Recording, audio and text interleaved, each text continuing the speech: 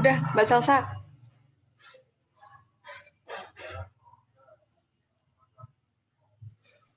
Baik, Assalamualaikum warahmatullahi wabarakatuh. Waalaikumsalam warahmatullahi wabarakatuh.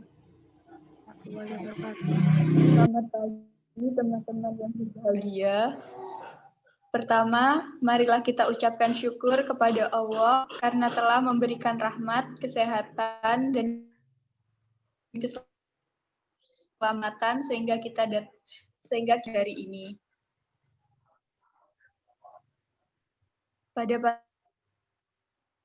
hari ini, saya, Salsabila, sebagai moderator, akan memandu kegiatan diskusi pada pagi hari ini. Adapun topik yang akan dibahas ialah sistem pemerintahan. Sebelum diskusi dimulai, kelompok 10 dipersilahkan memperkenalkan anggotanya.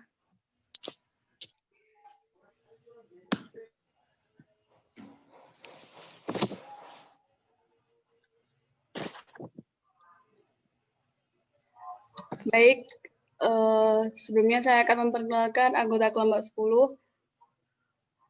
Kami ada 2 anggota. Yang pertama ada saya sendiri, Sofiatur Rohmah, dan yang kedua yaitu Benito Margoni Esteves.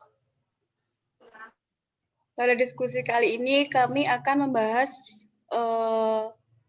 materi yaitu sistem pemerintahan.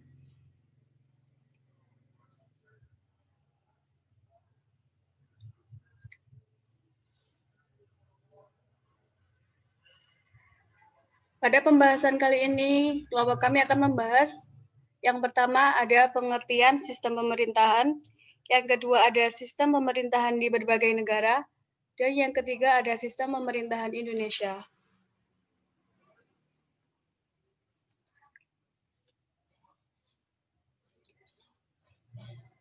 Untuk selanjutnya yaitu pengertian sistem pemerintahan. Istilah sistem pemerintahan berasal dari gabungan 2 kata sistem dan pemerintahan.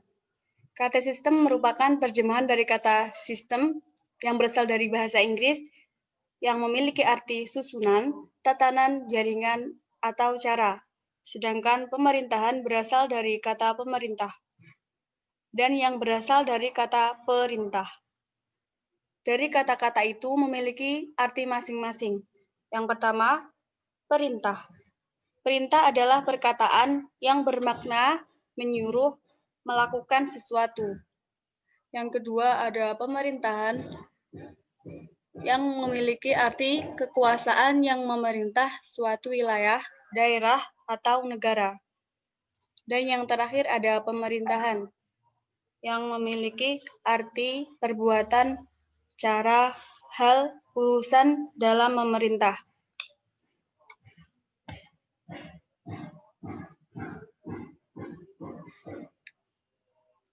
Dari uraian yang telah disebutkan, dapat diambil kesimpulan dari pengertian sistem pemerintahan.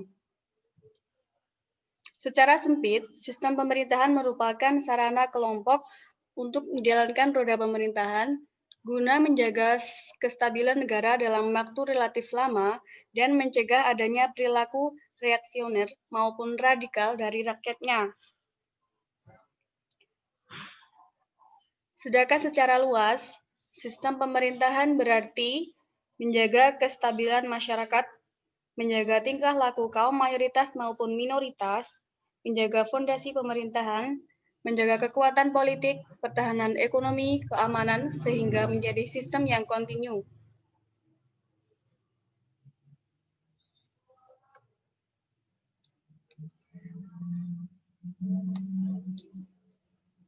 Untuk topik kedua, yaitu sistem pemerintahan di berbagai negara. Macam-macam sistem pemerintahan di berbagai negara dapat dibagi antara lain 1. Sistem pemerintahan parlementer, 2. Sistem pemerintahan presidensial, 3. sistem pemerintahan referendum, dan yang terakhir yaitu sistem pemerintahan campuran.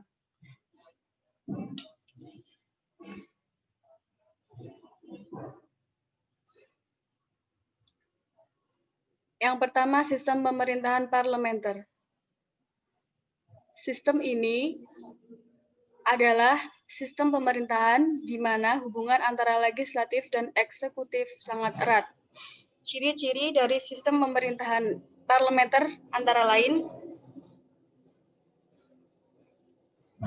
raja atau ratu atau presiden adalah sebagai kepala negara. Yang kedua, kepala negara tidak sekaligus sebagai kepala pemerintahan. Dan yang ketiga, badan legislatif atau parlemen adalah satu-satunya badan yang anggotanya dipilih langsung oleh rakyat melalui pemilu atau pemilihan umum. Yang keempat, eksekutif bertanggung jawab kepada legislatif. Dan yang terakhir yaitu dalam sistem dua partai yang ditunjuk sebagai pembentuk kabinet dan sekaligus sebagai Perdana Menteri adalah ketua partai politik yang memenangkan pemilu.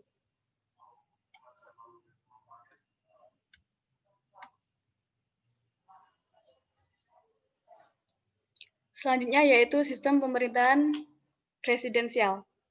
Sistem pemerintahan presidensial adalah sistem pemerintahan yang berpusat pada jabatan presiden sebagai kepala negara sekaligus sebagai kepala pemerintahan.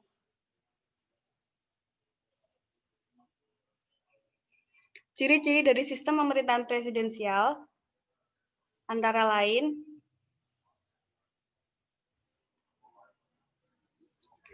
penyelenggaraan negara berada di tangan presiden. Ada juga kabinet atau menteri dibentuk oleh presiden. Selanjutnya, presiden tidak bertanggung jawab kepada parlemen. Dan juga presiden tidak dapat membubarkan sistem parlemen.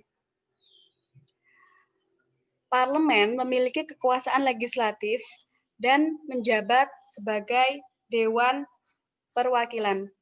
Dan yang terakhir yaitu presiden tidak berada di bawah pengawasan langsung parlemen.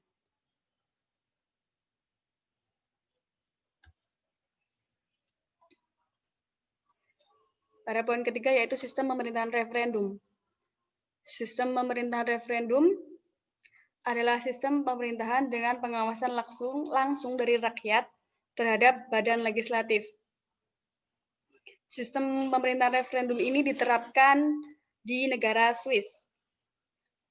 Ciri-ciri sistem pemerintahan referendum antara lain yaitu yang pertama, menteri-menteri dipilih oleh parlemen. Yang kedua, lamanya masa jabatan eksekutif ditentukan langsung dalam konstitusi. Dan yang ketiga yaitu menteri-menteri tidak bertanggung jawab baik kepada parlemen maupun presiden.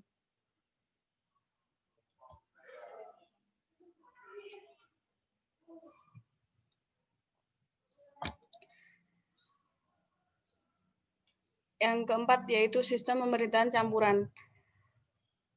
Sistem pemerintahan campuran yaitu sistem pemerintahan di mana di dalamnya terdapat unsur-unsur sistem presidensial dan sistem parlementer yang tercampur dan ciri-ciri kedua sistem tersebut sama-sama dianut. Negara yang menerapkan sistem ini yaitu Republik Prancis. Sedangkan ciri-ciri dari sistem pemerintahan campuran ada dua. Yang pertama yaitu memadukan antara sistem pemerintahan presidensial dan sistem pemerintahan parlementer. Dan yang kedua yaitu terdapat kuasi presidensial dan kuasi parlementer. Jadi kedua sistem sama-sama diterapkan atau sistem presidensial dan sistem parlementer sama-sama diterapkan dalam pemerintahan campuran ini.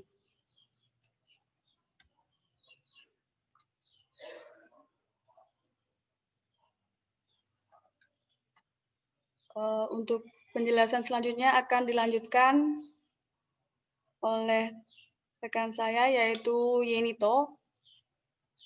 Saya persilakan.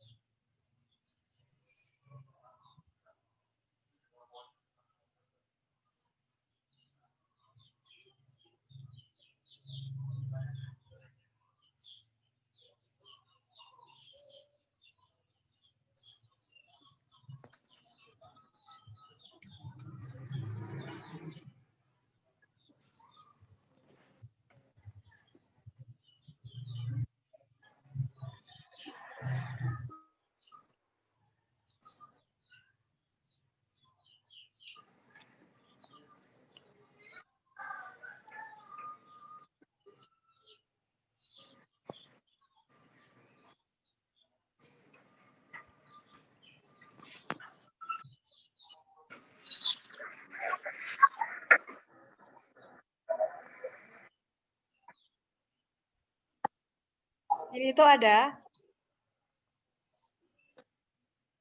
Ya, sister.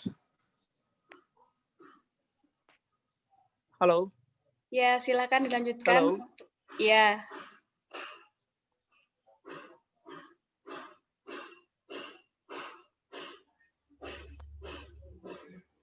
Ya, selamat pagi teman-teman. Yang saya continue number 10, sistem pemerintahan Indonesia. Pembagian kekuasaan. 1 lembaga legislatif, 2 lembaga eksekutif, 3 lembaga yudikatif. Next, sister, please. Hello. Ya udah itu.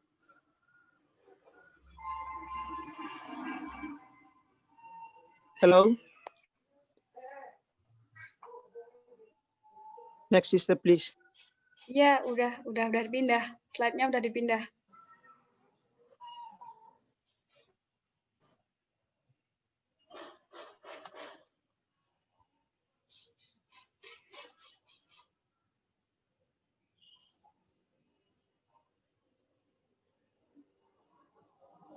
Sudah slide yang ke-11.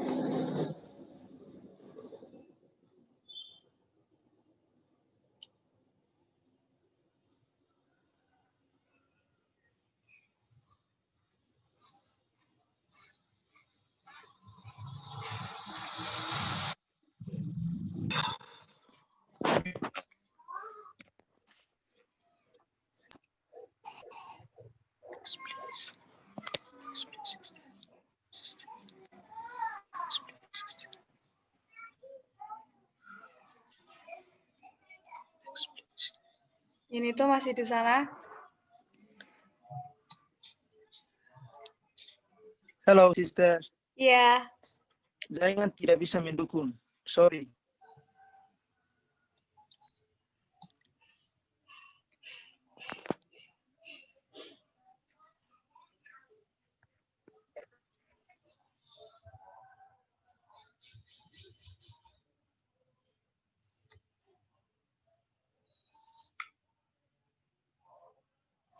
Baik, untuk penjelasan selanjutnya akan saya lanjutkan. Pada lembaga legislatif, yaitu lembaga yang memiliki kekuasaan untuk membuat undang-undang. Lembaga ini atau lembaga legislatif memiliki 3 bagian. Yang pertama ada MPR, yaitu Majelis Permusyawaratan Rakyat. Yang kedua ada DPD, yaitu Dewan Perwakilan Rakyat, dan juga DPR, yaitu DPD, Dewan Perwakilan Daerah, dan juga DPR, yaitu Dewan Perwakilan Rakyat.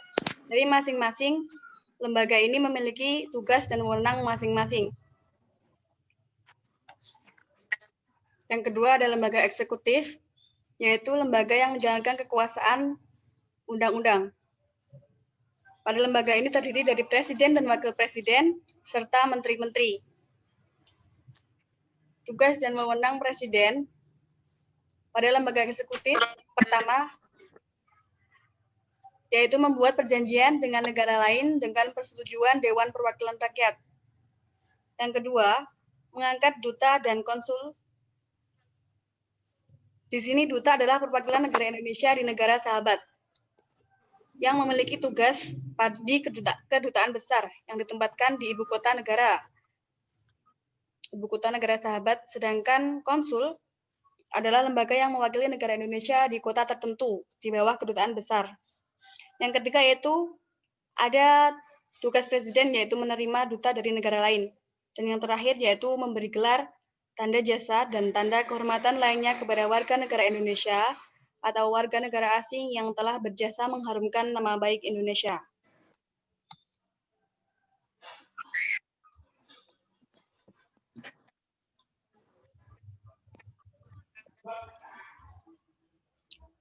Yang terakhir ada lembaga yudikatif, yaitu lembaga yang memegang kekuasaan dalam mengawasi dan mengadili.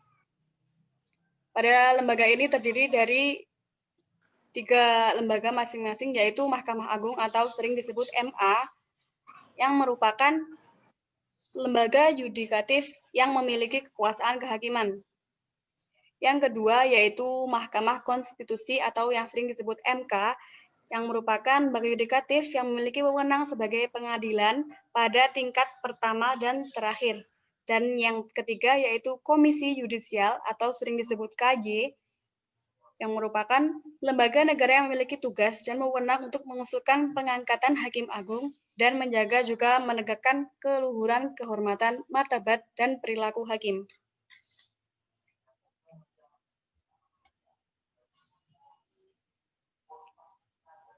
Sekian presentasi dari kelompok 10. Saya serahkan kembali kepada moderator.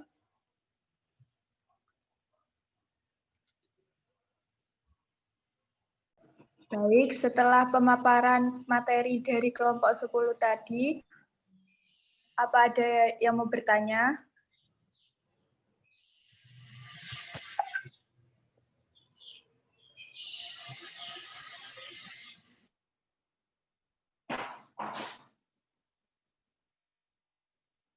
Teman-teman yang mau bertanya, dipersilahkan.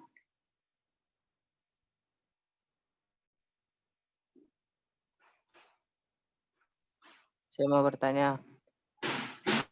Ya, silakan sebutkan nama serta NPM.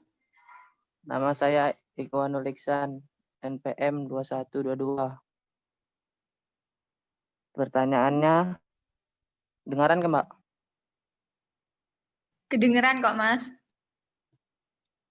Pertanyaannya, jelaskan bagaimana penerapan sistem pemerintahan presidensial di Indonesia pada masa reformasi saat ini. Kelompok 10, apa sudah jelas pertanyaannya? Iya, sudah.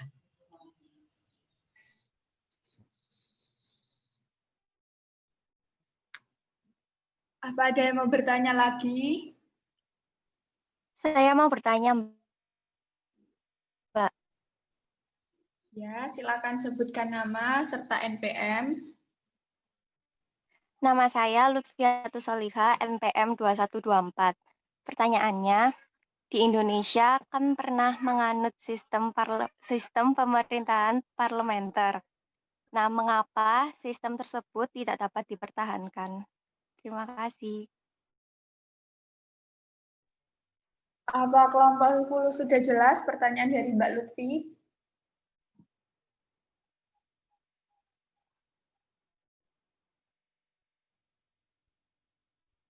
Sudah.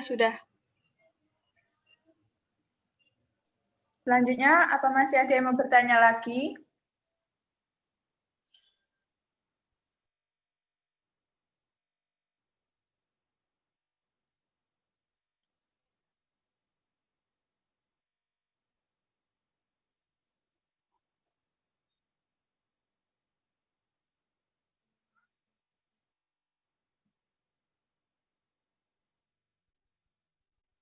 Teman-teman, masih ada yang mau bertanya lagi?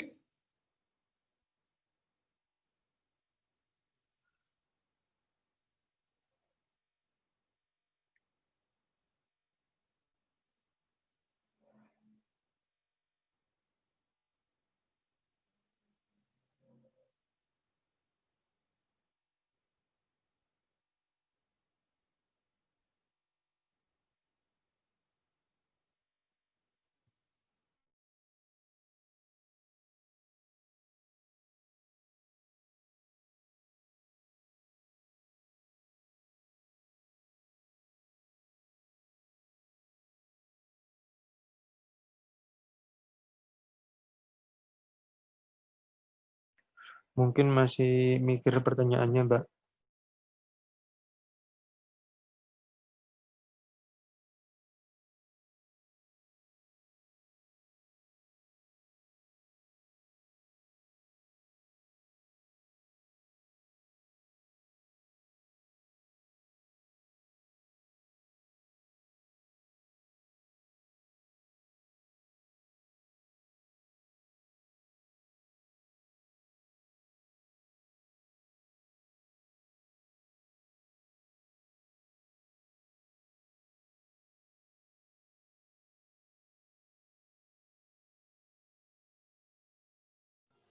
Saya jawab dulu yang pertanyaan sudah ada, nggak apa-apa ya? Nggak apa-apa, Mbak. Silahkan.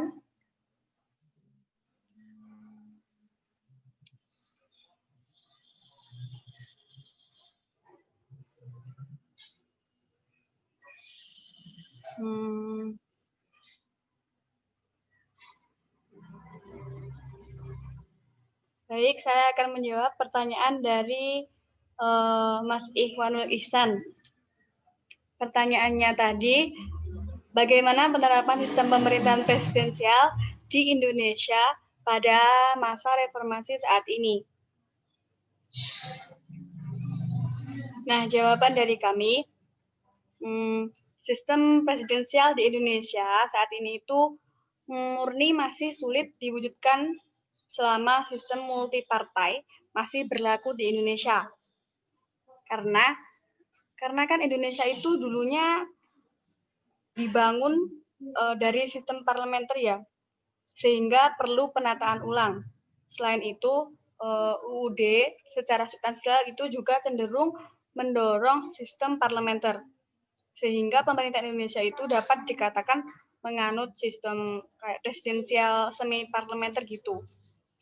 Seperti yang kita ketahui bahwa masih kuatnya peran parlemen dalam menjalankan fungsi pengawasan ketika bernegosiasi dengan kebijakan pemerintah. Nah, seperti itu jawabannya.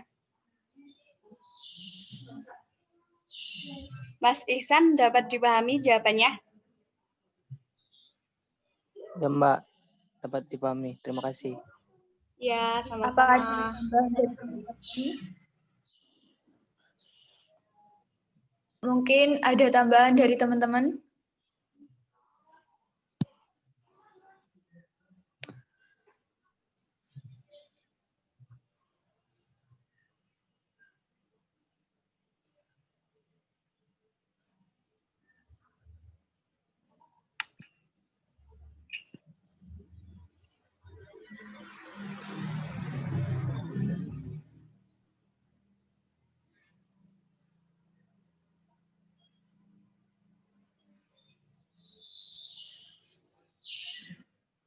Baik, Mbak Sofi, apa bisa dilanjut?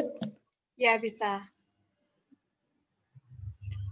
Untuk pertanyaan yang kedua Ya. dari Mbak Lutfiatus Solihah.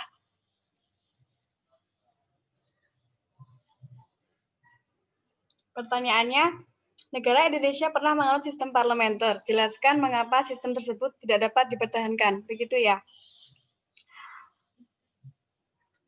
Baik, jawaban dari kami, ada beberapa faktor yang menyebabkan tidak dapat dipertahankannya sistem ini. Yang pertama yaitu munculnya usulan presiden yang dikenal dengan konsepsi presiden.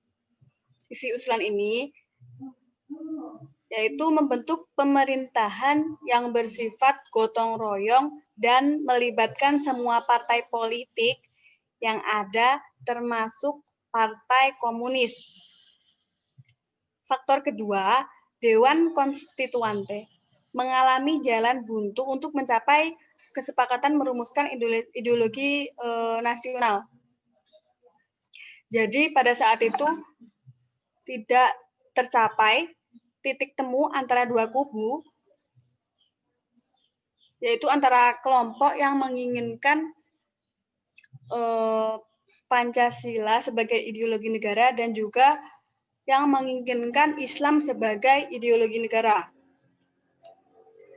Faktor ketiga, dominannya politik aliran sehingga membawa konsekuensi terhadap pengelolaan konflik.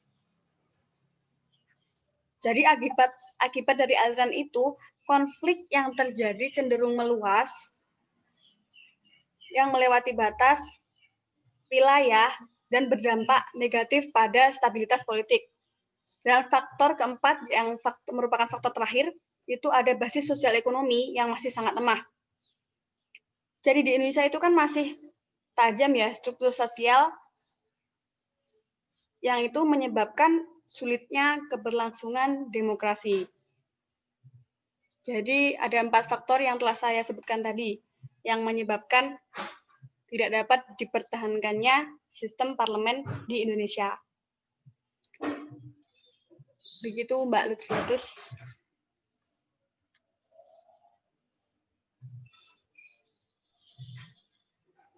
Apa jawaban dari Mbak Sofi bisa diterima, Mbak Lutfi? Sudah, Mbak. Sama. Baik. Apa masih ada pertanyaan lagi untuk kelompok 10?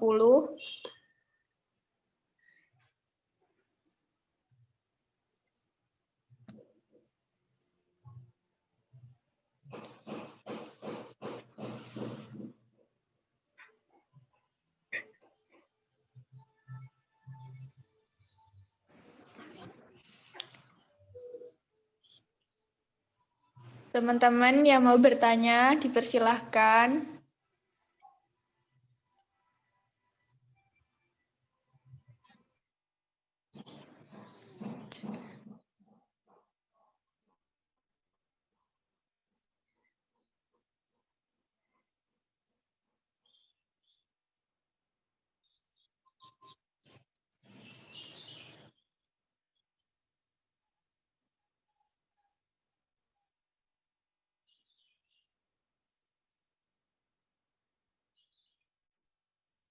Teman-teman yang mau bertanya,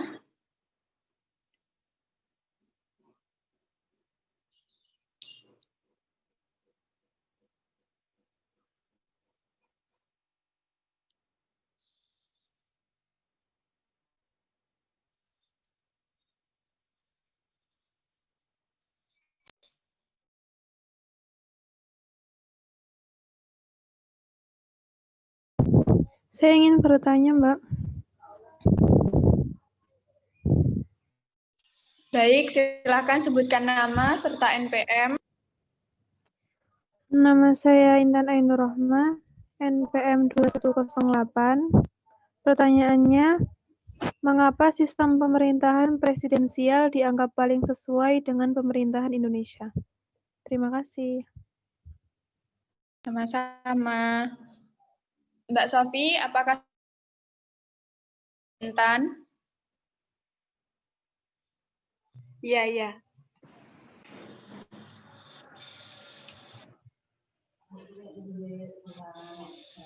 Teman-teman lain yang mau bertanya, dipersilahkan.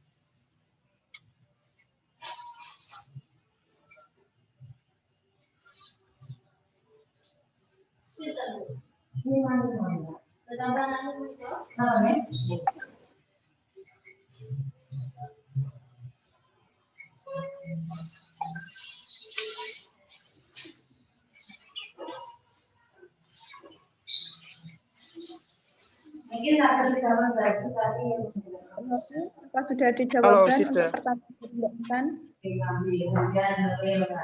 Halo, Iya, iya. Sofi. Ya.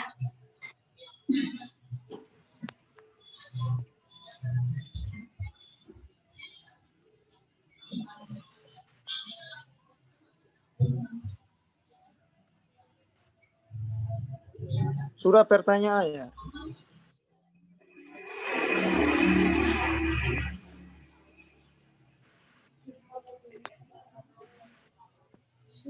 Ya, sudah Yunito. Barangkali Yunito mau menjawab pertanyaan dari Mbak Intan.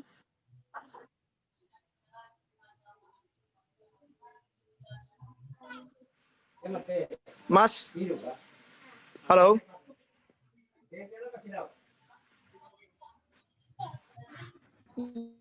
Ya, Yunito. Halo.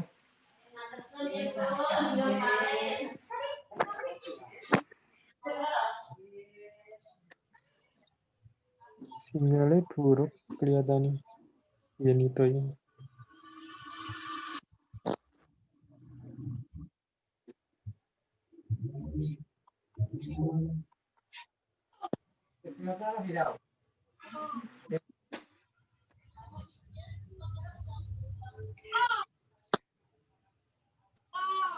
Baik, bagaimana Mbak Sofi?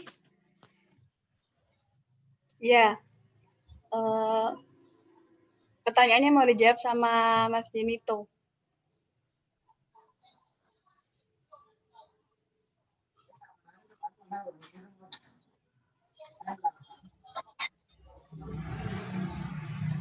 Yunito, bagaimana? Halo. Wait, please.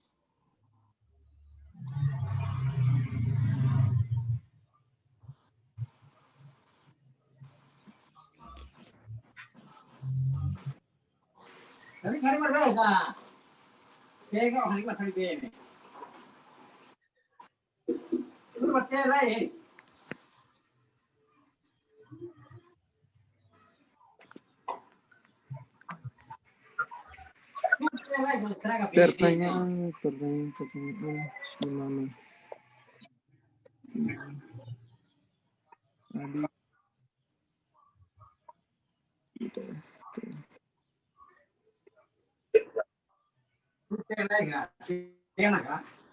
gimana?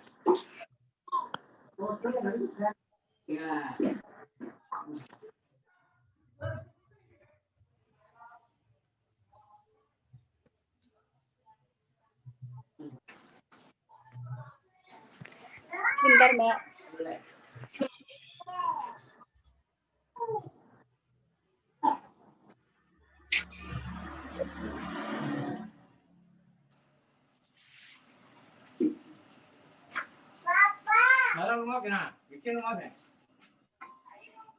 Bikin hai berlapang ke mana tahu saya. Macam tak boleh.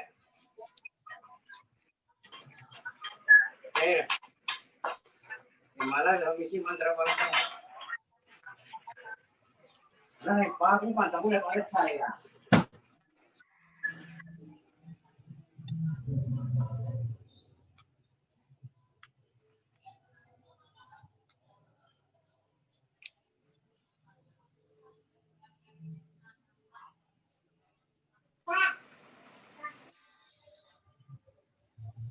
Mas Yunito jadi mau menjawab. Oke. Ini jawaban dari Mas apa? Mas Intan ya? Dari Mbak Intan, bukan Mas. Oh, sorry. Ya, jawaban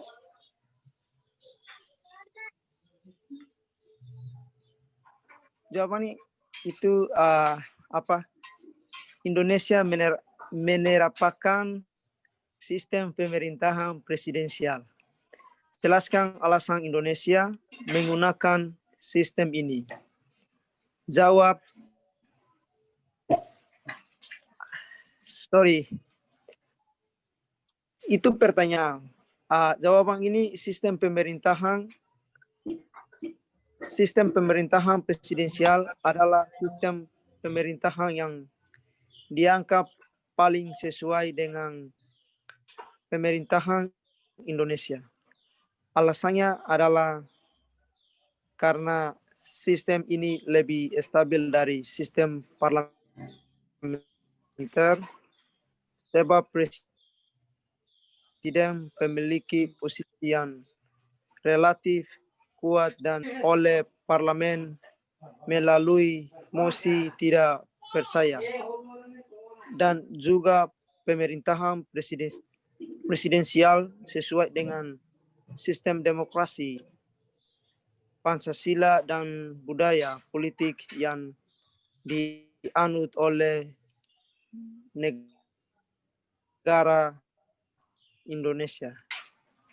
Itu aja Mas atau Sister.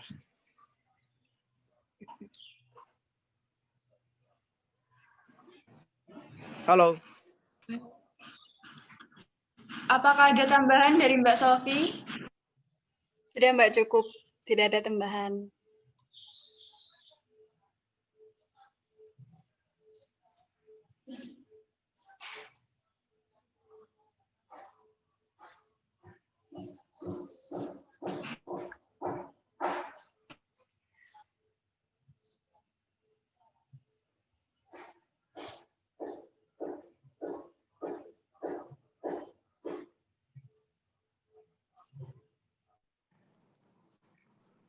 Waalaikumsalam warahmatullahi wabarakatuh. Bisa lebih, 2 konfirmasi buka, Pak.